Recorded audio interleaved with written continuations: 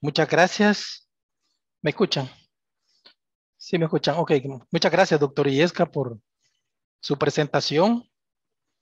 Eh, Quisiera iniciar, pues, dándole gracias a Dios por esta oportunidad que nos da en estar reunidos todos y poder compartir experiencias y conocimientos para bien de la membresía y de todos los colegas interesados en los temas.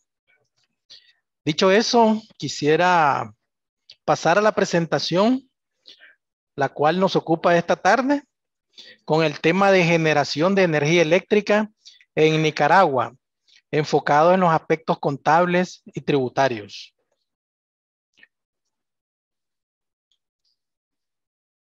Quisiera iniciar dando un repaso, por decirlo de esa manera, a ciertos conceptos que son, por decir algo, terminología técnica que es utilizada en la industria de generación de energía eléctrica. Y no solamente de la generación, sino de la industria en sí, como industria.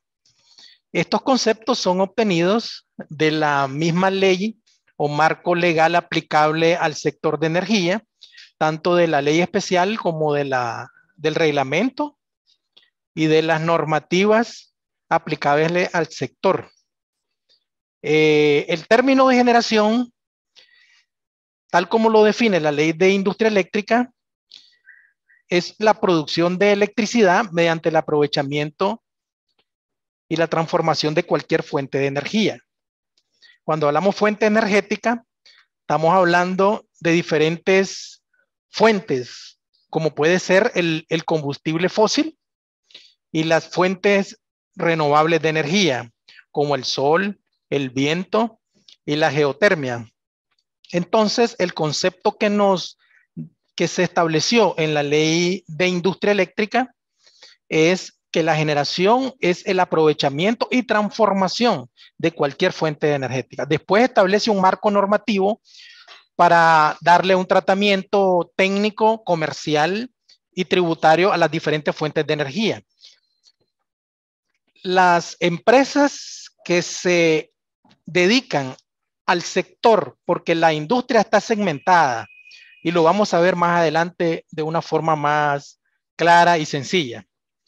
Los entes que se dedican a la generación de energía de manera comercial, porque también vamos a hablar un poco de los que producen energía no necesariamente para efectos comerciales. Los que se dedican a la generación de energía para efectos comerciales, la ley establece la normativa que podrán suscribir contratos de compra-venta de energía eléctrica con distribuidores y con grandes consumidores. Asimismo, podrán vender total o parcialmente su producción en el mercado de ocasión y exportar. Vamos a ver de conformidad con el marco regulatorio, de que también existe un mercado para esta energía. Existe un mercado de contrato, existe un mercado de ocasión, y este producto de generación también la ley establece que se podrá exportar. A la misma vez, nuestro país puede importar energía del área cuando realmente se necesita por diferentes temas. Por temas de orden económico, podríamos importar energía donde la producción local se llama el precio más alta, o por temas técnicos. Entonces, hablando de la generación, que ese es el scope que tratamos de abarcar el día de hoy, en el tiempo que nos han asignado amablemente la comisión del Colegio de Contadores Públicos que nos ha asignado, pues nos vamos a centrar básicamente en el tema de la generación. Sin embargo, no es oportuno mencionar los otros segmentos de la industria eléctrica, como es la transmisión. La generación es producida por centrales de generación de energía eléctrica, sea cual sea, ¿verdad? A base de combustible fósil o a base de fuente renovable.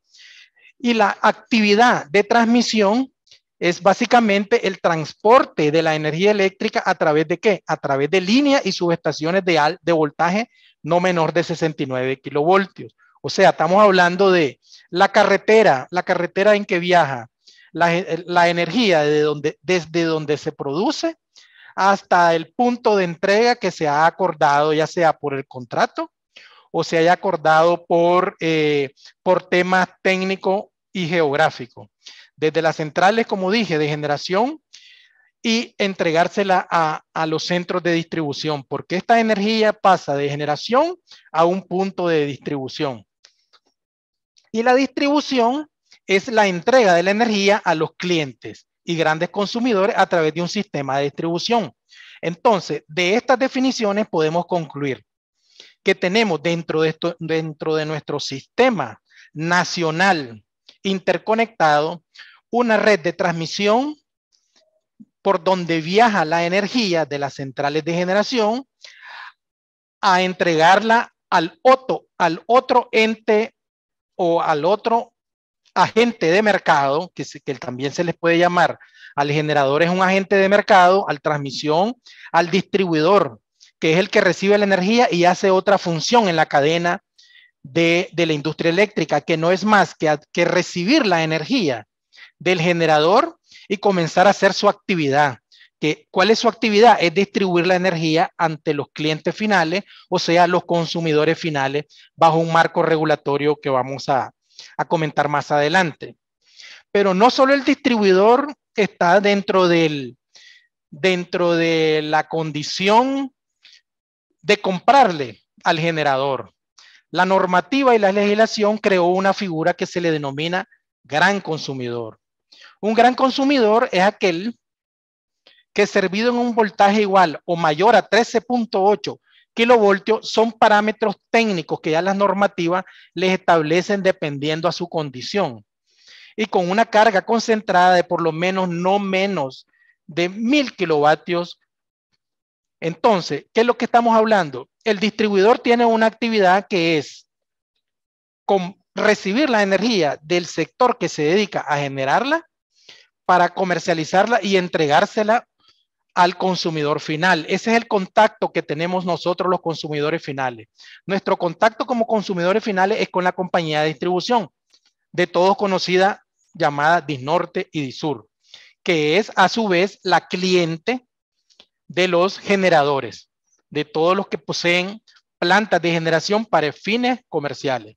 Entonces, ¿qué es un gran consumidor? En el mercado, ¿qué es un gran consumidor?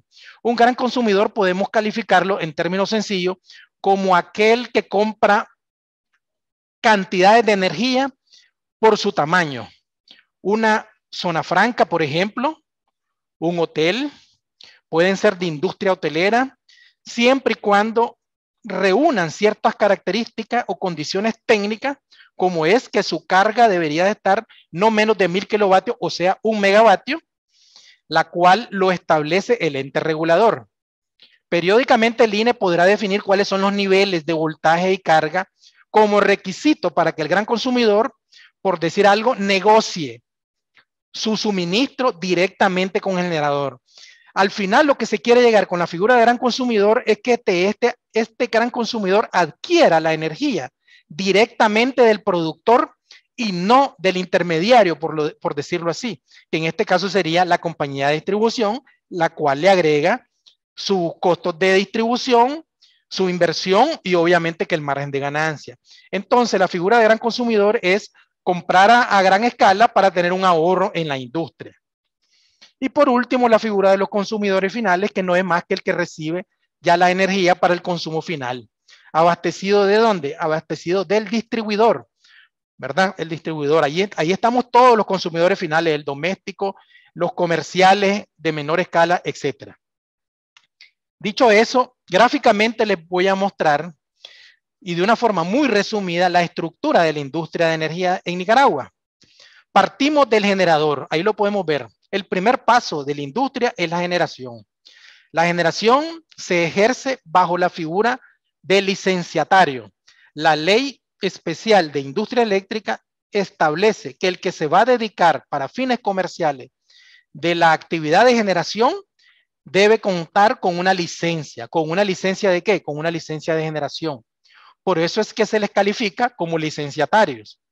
Aunque podrán haber otros tipos de generadores, los cuales vamos a ver con normativas más recientes, ¿verdad? Sin embargo, la estructura a gran escala es que la generación mayor a 1 megavatio, con una capacidad instalada mayor a 1 megavatio, requiere de una licencia.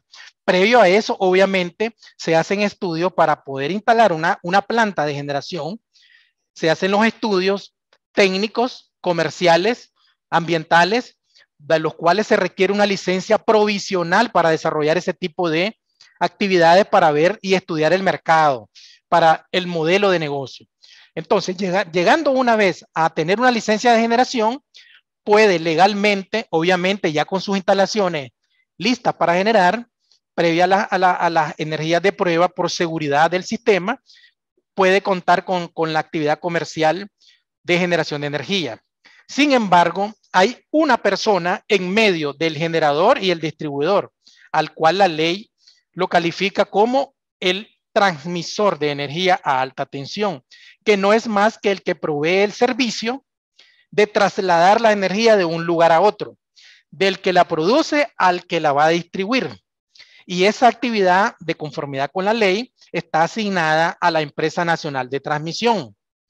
Podría también un generador transportar su energía de su planta al punto de entrega, que podría ser una subestación de energía, que es el punto de entrega donde recibe la distribuidora este producto y a partir de allí lo distribuye al consumidor final.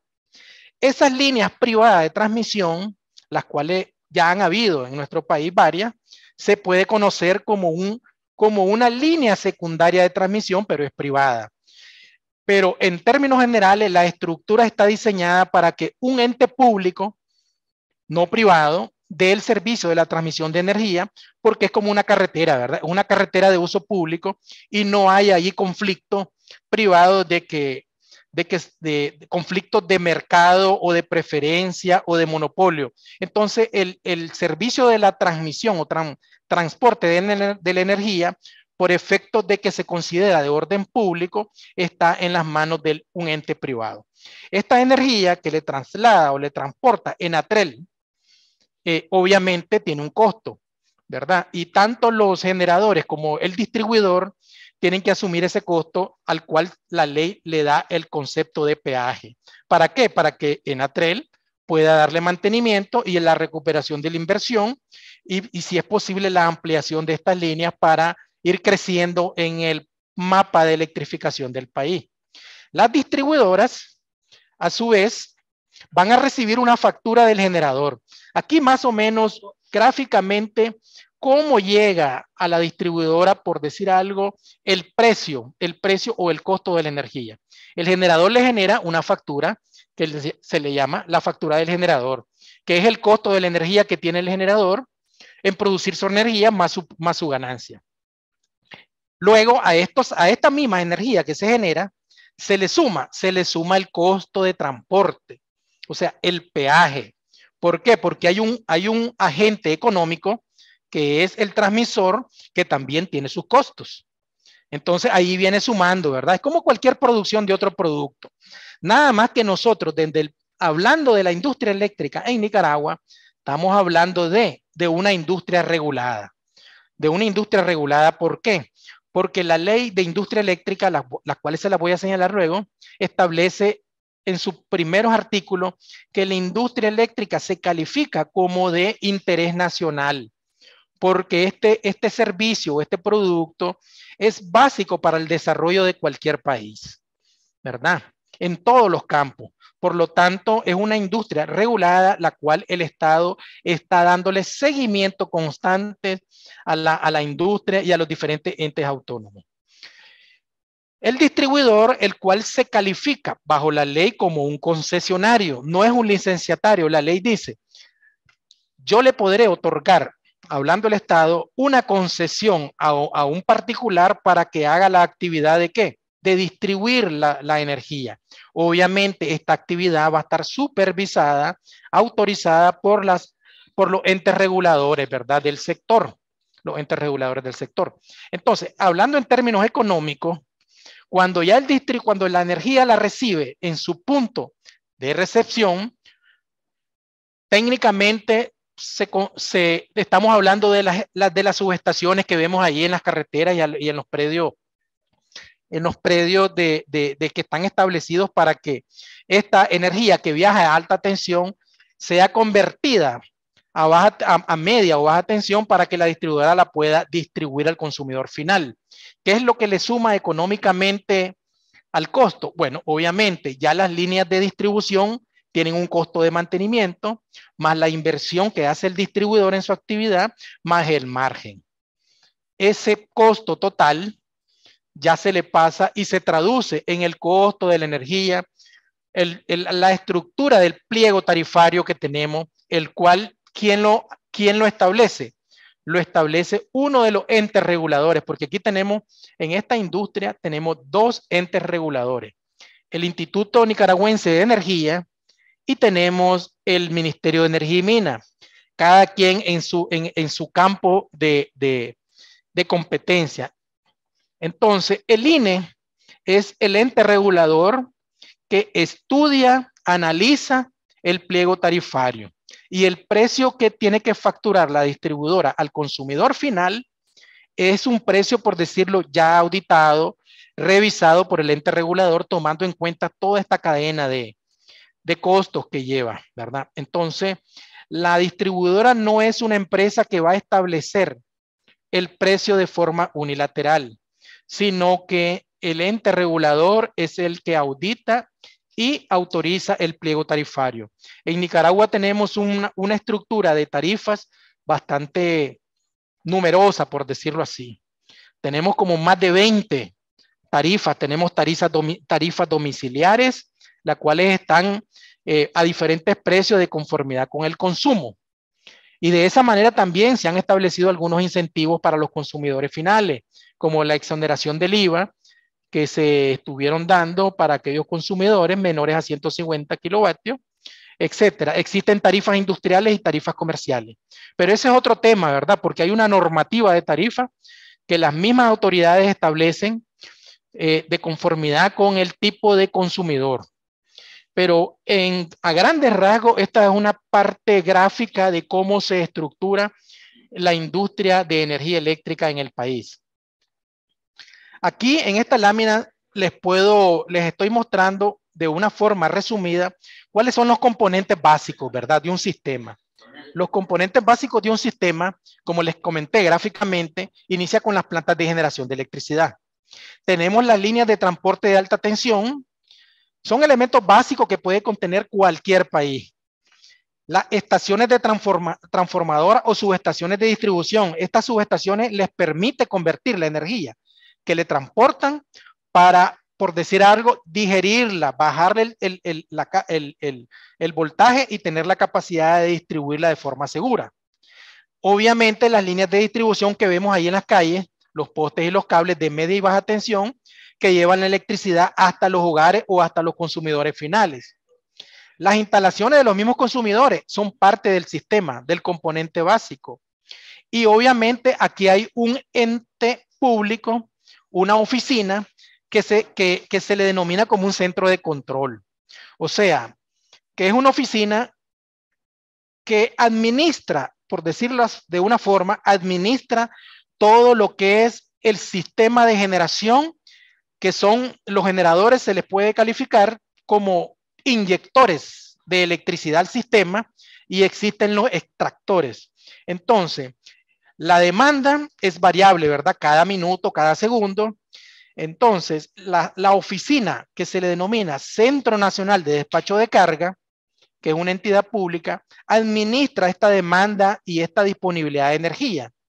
Y es la que coordina con las plantas de generación, con la demanda, para poder ir calificando qué planta puede venir suministrando la energía para ir cubriendo esta demanda. Obviamente, los países tienen horas pico de demanda y horas no pico. Entonces, la administración de la demanda de energía y el suministro, o por decir así, el cumplimiento de cubrir esa demanda, tiene diferentes componentes, ¿verdad? La administración no es tan fácil, pero a resumidas cuentas llevan elementos económicos, porque hay plantas que tienen costos de generación diferentes a las demás plantas, incluyendo del mismo sector. Plantas térmicas a base de combustible fósil tienen costos de producción diferentes a otras plantas térmicas que producen con fuel oil, con búnker. Entonces, para ir llenando la demanda de un país, la oficina que se encarga de administrar esta actividad de generación, va coordinando con las plantas de orden económico, o sea que va tomando un elemento de orden económico y va cubriendo la demanda, comenzando con las plantas que tienen un menor costo de producción. Y a medida que va incrementando la demanda y estas plantas no pueden cubrir esa demanda, va ordenando el despacho, o sea, va coordinando con las demás plantas en orden económico para cubrir esta demanda de energía a nivel nacional, ¿verdad? Entonces ahí es donde salen algunos conceptos que dicen, esta es planta base porque su generación es estable, ¿verdad? Es estable y su costo es bajo. Entonces combinan elementos técnicos con elementos económicos. De las leyes que yo les hablaba previamente, está la ley número 272, Ley de Industria Eléctrica conocida como LIE. Esta ley data desde abril de 1998 y su reglamento, el decreto número 4298 de junio de 1998. Esta es una de las principales leyes que tenemos en el país y es donde ha creado las figuras de generador, distribuidor, consumidor, generador renovable, generador a base de combustible y establece toda la reglamentación. Allí se indica de que el que se dedica a la transmisión no podrá ser un generador a menos que establezca su línea de transmisión privada como línea de transmisión secundaria. Y el que se dedica a la distribución no podrá ejercer la actividad de generador. Entonces, esta ley segmenta el sector de energía en Nicaragua por temas de evitar actividades monopólicas, ¿verdad? Y cada quien se dedique a un sector. La ley 532 es una ley muy importante para el sector. ¿Por qué? Porque la ley 532, denominada Ley para la Promoción de Generación Eléctrica con Fuentes Renovables, es una de las leyes que ha venido a beneficiar al sector. ¿Por qué ha venido a beneficiar al sector? Porque es la que crea incentivos tributarios y fiscales para que la inversión en energía renovable haya crecido a los niveles que estamos. Más adelante les voy a mostrar un gráfico cómo ha venido evolucionando la generación de energía a base de combustible fósil y nos hemos venido transformando lo que es la matriz energética a mayor generación con energía con fuentes renovables. Estos son grandes beneficios que le trae al país porque estamos generando bajo energía limpia. Entonces, como les decía, la ley 532 ha sido una ley muy importante para el desarrollo de este tipo de energía renovable. La ley 554 es otra ley. Estas no son todas las leyes, les estoy mencionando las más relevantes de conformidad con el ejemplo. La ley de estabilidad energética se creó producto del incremento de los combustibles allá por el año del 2005 y estableció ciertos beneficios e incentivos a la importación de energía, a la importación de los combustibles y para que los consumidores finales tuvieran menor impacto de conformidad con su consumo. También estableció políticas de hidrocarburos, ¿verdad? La energía de estabilidad energética y algunos incentivos para la importación de baterías y de equipos ahorrativos de energía. Y obviamente la ley 822, que la ley 822 es la ley de concertación tributaria con su reforma, ¿verdad? Que ha tenido hasta marzo del 2019 con su reglamento, la cual contempla tratamientos tributarios para el sector. Por eso es que yo les hago mención de estas leyes que son las más relevantes. Aquí también no quisiera dejar de mencionar la ley 443, que es una ley especial para incentivo de la generación de energía a base hidroeléctrica, que se encuentra todavía vigente. Pronto ya va a llegar a los 10 años esta ley y posiblemente el gobierno, si quiere seguir desarrollando, incentivando el sector hidroeléctrico, posiblemente la reforme, porque la ley 532 establecía un plazo para que los generadores con fuentes renovables tuvieran los beneficios de acogerse a través de su inversión a los beneficios de esta ley, las cuales vamos a enumerar más adelante. Entonces estas leyes no quedan indefinidas, quedan activas porque tienen una función temporal que es incentivar la inversión en energía renovable. Les hablaba también de que aparte de las leyes tenemos una serie de normativas, varias normativas según el campo. Una de las normativas más importantes es la normativa de operación autorizadas por los entes reguladores. Esta normativa establece todo lo que es el carácter operativo del sistema interconectado nacional y el sistema nacional de transmisión. También establece las características técnicas y comerciales de la industria eléctrica. Todo esto yo se los comento porque desde nuestra profesión, y aquí donde viene la justificación de los temas y de lo que les estoy comentando, es que nosotros como contadores públicos podemos brindar los servicios como contador, financiero, auditor, asesor en esta industria. Y para que nosotros podamos desempeñarnos con una mejor calidad en nuestros servicios, obviamente de que cualquier contador o financiero o profesional que esté involucrado en el sector tiene que conocer el modelo de negocios. Si nos dedicáramos a trabajar en el sector de maquila, deberíamos de conocer el negocio para comprenderlo y así poder aplicar nuestros conocimientos. Entonces, esto es como conocer el modelo de negocio de la actividad de generación para darnos una idea de que cómo opera económicamente, técnicamente, comercialmente esta industria. Entonces, yo les comentaba previamente de que en la industria hay algo que se conoce como mercado de contratos, los famosos PPA. Estos contratos están definidos como un contrato que la parte vendedora, dueña de una unidad de generación, o sea, los generadores, se comprometen a vender a la parte compradora energía y potencia. Entonces, ¿qué aterrizamos en los productos que se venden en este tipo de mercado? Se venden básicamente dos productos, pero hay otros productos de conformidad con el servicio y la capacidad de la planta.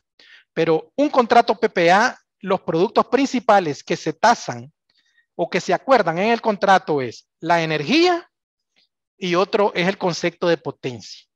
Obviamente, como les mencionaba anteriormente, estos contratos, una vez ya firmados, pasan a ser administrados por el Centro Nacional de Despacho de Carga, donde los analiza desde el punto de vista comercial y los analiza desde el punto de vista técnico.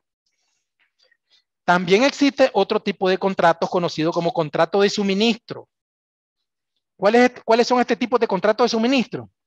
Que un agente consumidor acuerda con un agente productor de condiciones futuras de compras de energía y potencia. Cuando estamos hablando de un agente productor con un agente consumidor, posiblemente cabe la figura de gran consumidor, o sea, un consumidor final directamente con el productor sin intermediación del distribuidor, pero hay algunas condiciones ahí, ¿verdad? Especiales, técnicas y comerciales que debe de reunir para poder comprar esa energía directamente al productor. Y también existe la opción dentro de estos mercados de contrato de que un agente productor acuerde entregarle energía a otro agente productor. ¿Para qué? Podría ser para que una planta de generación le compre a otra planta para cubrir algunos compromisos que tenga con el distribuidor. Y por último, otro concepto muy importante que es el agente de mercado, que son todos los actores en esta industria. El generador, el transmisor, el gran consumidor, la distribuidora son agentes de mercado y deben de estar habilitados para participar en el mercado eléctrico nacional. Entonces, estos son conceptos que nos permiten conocer un poco qué tipo de transacciones y cuáles son el tipo de figuras jurídicas que se manejan en la industria. Las normativas que se han creado para regular ciertas actividades, tenemos dentro de ellas la normativa de concesiones y licencias, que como les comentaba, es una normativa que establece los procedimientos para que el que se va a dedicar a la actividad de distribución tiene que llenar ciertos trámites y requisitos, como las distribuidoras lo hicieron en su momento, Disnorte y Disur, que son concesionarios. Y el que se va a dedicar a la actividad de generación tiene que tramitar una licencia de generación. También cuando hay incumplimiento a ciertas condiciones técnicas o comerciales, se creó una normativa de multas y sanciones, la cual aplican el Ministerio de Energía y Minas en el ámbito de cada uno de sus competencias. También tenemos la normativa del servicio eléctrico. Esta normativa es la que todo distribuidor tiene que crear. ¿Cuáles son las condiciones en que tiene que prestar el servicio eléctrico a los consumidores finales, aprobada previamente por los entes reguladores?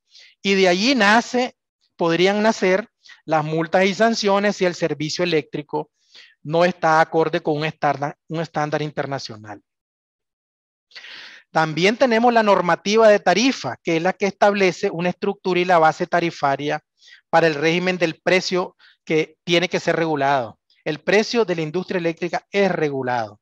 Si bien los contratos entre los generadores y los distribuidores todavía se transan libremente, pero los entes reguladores, por el bien del consumidor final, también entra a la revisión de los precios de estos contratos de tal manera de que no vayan a impactar negativamente a la tarifa eléctrica. Y la normativa de transporte, que es la que regula todo lo que es el servicio de transporte de la energía, de las centrales de generación al distribuidor. Ahora vamos a centrarnos un poco más a la parte económica, pero previamente habría que conocer, cuando nosotros estemos trabajando o brindando servicio de una manera directa o indirecta a una compañía de generación de energía, que es el segmento que vamos a tratar de explicar el día de hoy, existe una definición que se llama potencia efectiva. La potencia efectiva se podría entender como la máxima capacidad de un generador. ¿De conformidad con qué? De conformidad con su potencia de chapa, dice la normativa. Esto es igual a como cuando vamos a comprar un vehículo o un carro. El carro dice, este carro podrá desarrollar una velocidad hasta 120 kilómetros por hora. Entonces, cuando estamos hablando de la potencia máxima, es que una central de generación, según el fabricante, le dice, esta planta podrá tener una capacidad máxima hasta de 70 megavatios, 50 megavatios, etcétera. Entonces, esa es la potencia efectiva. ¿Por qué les explico esto? Porque esto es una definición muy importante que vamos a tener que tener para analizar los ingresos y los productos que se facturan en esta industria. Y la potencia disponible no es la capacidad, la potencia efectiva que tiene la planta, ya dijimos, es lo máximo que puede generar la potencia efectiva. Pero la potencia disponible es aquella que la unidad generadora puede entregar al sistema, teniendo en cuenta ¿qué? Teniendo en cuenta algunas restricciones. ¿Qué tipo de restricciones puede tener una planta de generación de energía eléctrica? Bueno, podría tener restricciones porque una planta de energía eléctrica, recordemos de que la energía fluye a las 24 horas en un país. Entonces, estos motores, hablando de los motores de combustión interna a base de combustible, de fuel oil, no pasan trabajando los 30 días del mes generando. Tienen programaciones de mantenimiento, o sea, mantenimientos programados. Entonces, estas plantas trabajan bajo un esquema de programación futura. A los futuros 12 meses, 6 meses, 3 meses, un mes, y están reportando la potencia disponible, al administrador del sistema, que es el Centro Nacional de Despacho de Carga. Entonces, para declarar cuál es la potencia asociada a la energía que puede generar, toma en cuenta la programación de su mantenimiento, por lo tanto, la potencia disponible es menor a lo que puede dar como máximo. Eso se toma en cuenta para que el Centro Nacional de Despacho de Carga administre quiénes están disponibles y en qué porcentaje. Y también está el concepto de la potencia máxima operativa. Aquí esta definición de potencia máxima operativa establece como máxima potencia de un generador que podría entregar al sistema en un plazo máximo, o sea, en un tiempo definido como requerimiento para la reserva rodante en el correspondiente a anexo técnico. Aquí me voy a detener y explicar un poquito este término de lo que significa reserva rodante. Si una planta dice, yo tengo una capacidad para una potencia disponible de 50 megavatios y sobre esa potencia de 50 megavatios puede generar una energía en el tiempo de 50 megavatios, entonces para seguridad del sistema, se creó un concepto que se llama reserva rodante. La reserva rodante actualmente bajo normativa está establecida en una en un porcentaje del 5%, y no es más que se le dice a una planta, ok, vos podés entregar 50 megavatios, pero como reserva rodante vos no vas a entregar los 50, vas a hacer despachable 50 menos el 5%, y después se va con el otro y con el otro, y a todos los generadores les dice, de su potencia disponible, ustedes van a despachar cuando se les pida su potencia disponible menos un 5%. Entonces, si sumamos el 5% de todas las plantas, si sumamos el 5% de todas las plantas que tienen potencia disponible, vamos a sumar una cantidad de potencia disponible que le va a dar seguridad al sistema. ¿Para qué? En caso de que una planta tenga un desperfecto inesperado, a lo que se le llama una salida forzosa por un desperfecto técnico o una emergencia, entonces la reserva rodante, que es un concepto de seguridad del sistema, manda a subirle del 5% que le ha indicado a los demás generadores para que puedan cubrir eventualmente esta demanda y el sistema no colapse. Entonces ahí se ve pues claramente la utilidad del concepto de reserva rodante que de nosotros como actores de cierta manera, porque el manejo de una planta desde la generación hasta la facturación y los estados financieros y el análisis financiero de esta industria es un trabajo en equipo, interdisciplinario. Desde el gerente de la planta, lo común es que las plantas de generadoras tienen un departamento comercial que por lo general son ingenieros eléctricos especializados en normativas comerciales, porque ese es un mundo, hay una cierta cantidad de normativas que hay que manejar para conocer el mundo de los mercados, del mercado de contrato y la forma en que se coloca la energía y cómo se tasa el pago, hasta la elaboración de los estados financieros. Existe un documento que se denomina documento de transacciones económicas, que se emite al finalizar cada mes. ¿Quién lo emite? El Centro Nacional de Despacho de Carga. Como les mencionaba, esta es una oficina que está administrando la oferta y la demanda técnicamente, pero también se encarga de liquidar económicamente las facturaciones entre los actores del mercado, entre los generadores y el distribuidor. Entonces, el Centro Nacional de Despacho de Carga emite un documento mensual que se llama Documento de Transacciones Económicas. Allí le viene contabilizando la energía que cada uno de los generadores ha inyectado al sistema. ¿A qué precio? A los precios que están establecidos en los contratos. Pero también existe un mercado de ocasión. ¿Qué es el mercado de ocasión? El mercado de ocasión es aquello que un generador podrá tener un contrato ya firmado con la distribuidora por una cantidad de energía asociada a una potencia disponible.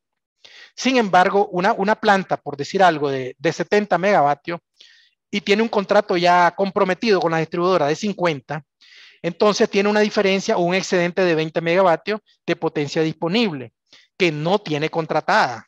Entonces, existe un mercado de ocasión, a eso es lo que se le conoce como mercado de ocasión, la cual podrá vender y transar en el mercado de ocasión para que cubra otro tipo de demanda que no es la demanda de contrato. Como les decía, las autoridades regulatorias del sector está el Instituto Nicaragüense de Energía, que una de las actividades más importantes que ejerce el INE es establecer los criterios, metodología y fórmulas para la fijación de las tarifas a los consumidores. Actividad muy importante. Y tenemos la parte del Ministerio de Energía y Minas, que no es menos importante que la del INE, porque este es el que elabora la formulación formula la política y planificación del sector de energía. Este mercado se maneja mucho con planificación. ¿Por qué? Porque la demanda se proyecta, el crecimiento de la demanda se proyecta y se administra en un país y se tiene que prever cómo se va a cubrir esta demanda. Entonces, esa política y planificación la elabora el Ministerio de Energía y Minas y también una actividad muy importante que es el otorgamiento de las licencias, concesiones, así como que las puede retirar de cierta manera cuando hay violaciones graves a la ley, a la normativa, ya sea técnicas, financieras o comerciales. Tenemos también una normativa especial que se conoce como normativa para habilitación de gran consumidor. Como yo le explicaba anteriormente, un gran consumidor ya podrá comprar directamente al generador, cosa que los consumidores finales no podemos. Pero ya a gran escala se creó esta normativa para que un gran consumidor pueda comprar desde el generador a menor precio por el tamaño de la industria. Y algo muy novedoso desde el año 2017, que sí le puede competir a los consumidores finales, es la normativa de generación distribuida renovable para autoconsumo. ¿Qué quiere decir normativa de generación distribuida renovable para autoconsumo?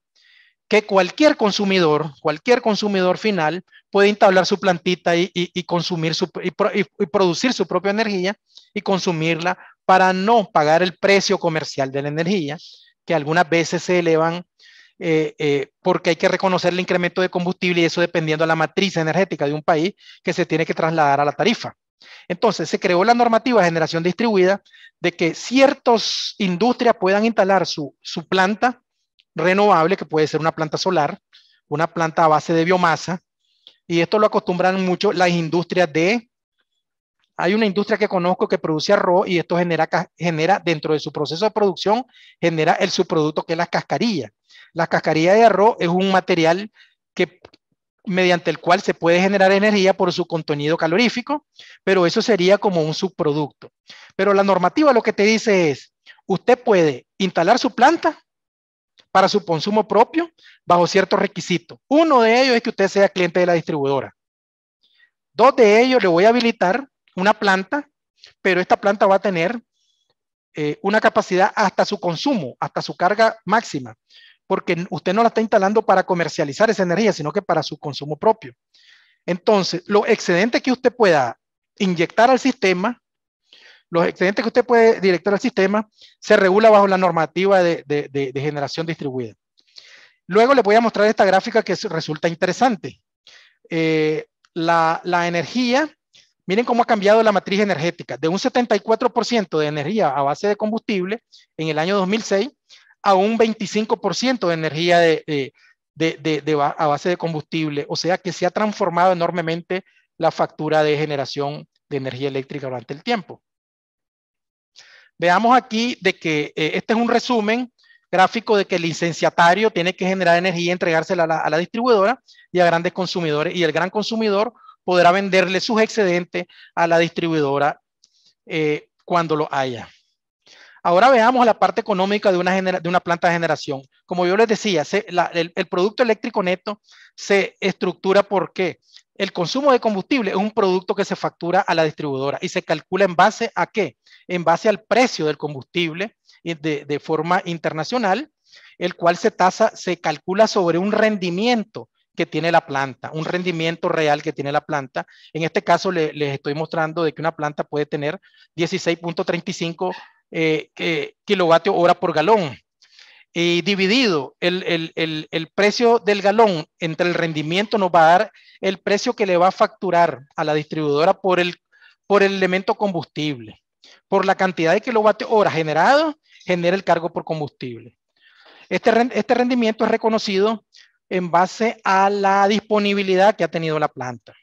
Otro concepto que entra dentro de la factura que le hace la generadora al distribuidor es un precio de operación y mantenimiento. Este concepto de precio de operación y mantenimiento no es más que le está trasladando mediante la factura el costo de operación y mantenimiento de la planta de generación a la distribuidora. Esta estructura se hace en los contratos para que el costo de la energía sea más transparente.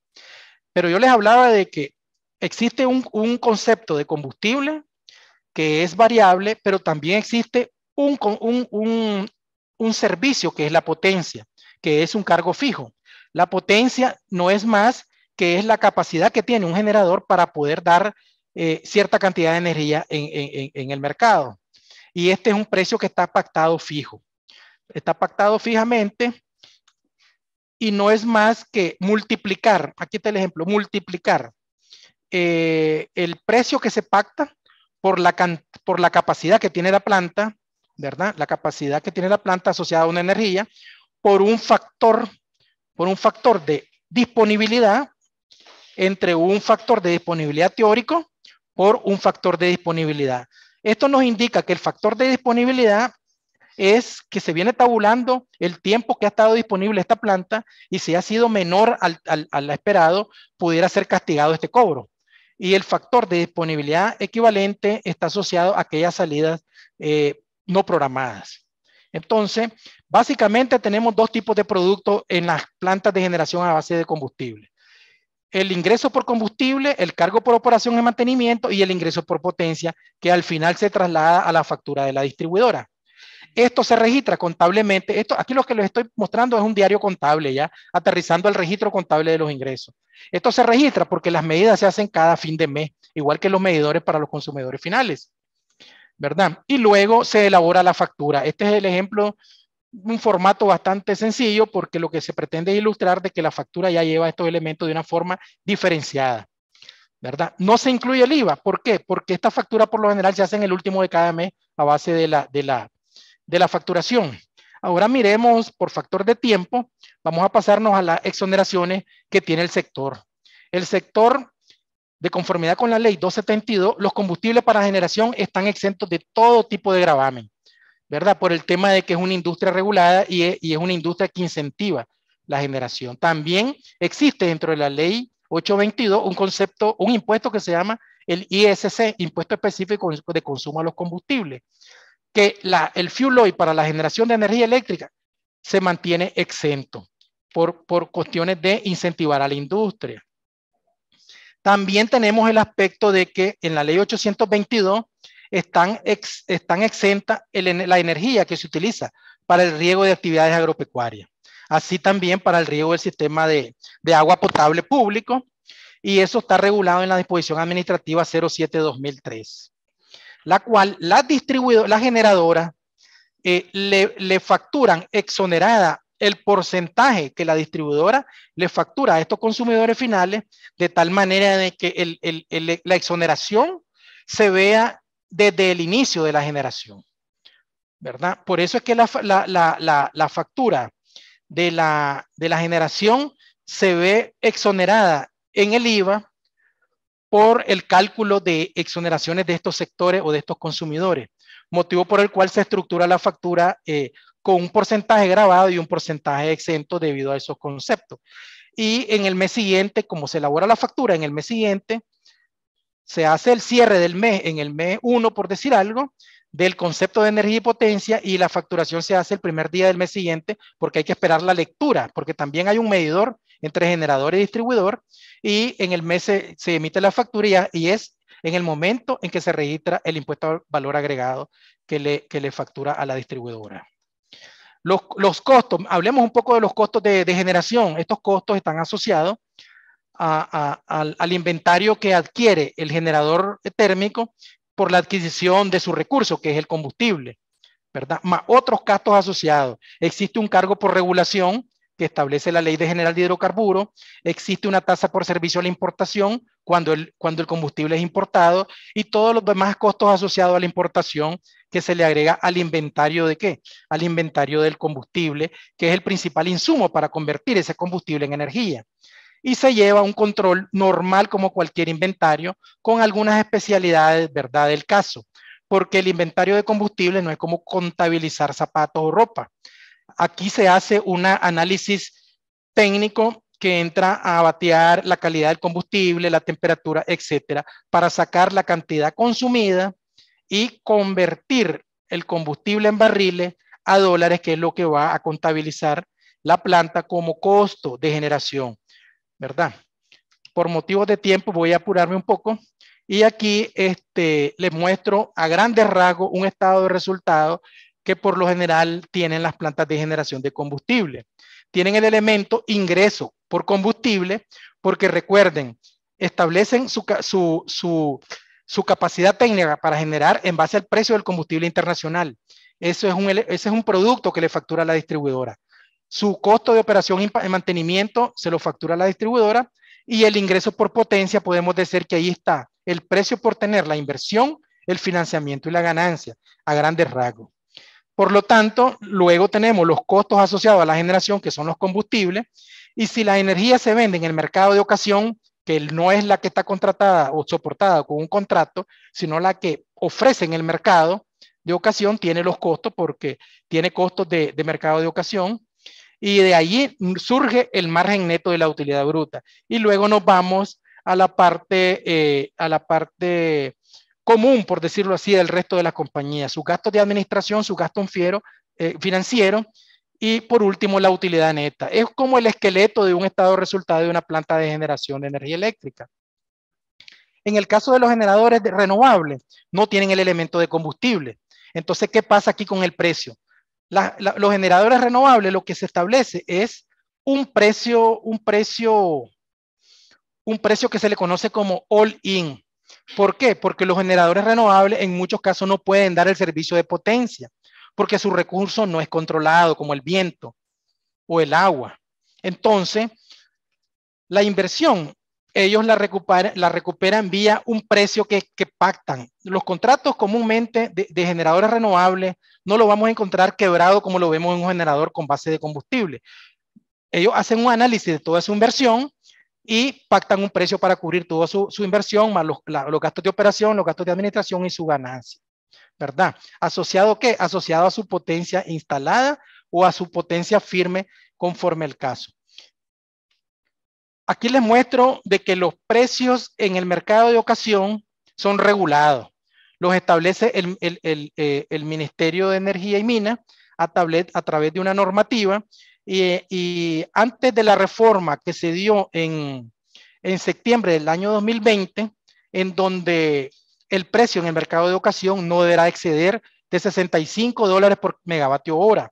Si ustedes se fijan en la tabla de arriba, antes había una discriminación por tecnología y estaban en unos precios mucho más altos. Entonces, a partir de septiembre del 2020, estos precios fueron disminuidos para todos los generadores renovables, ya que ellos reciben incentivos tributarios y tienen que ser trasladados a la tarifa y los precios han disminuido.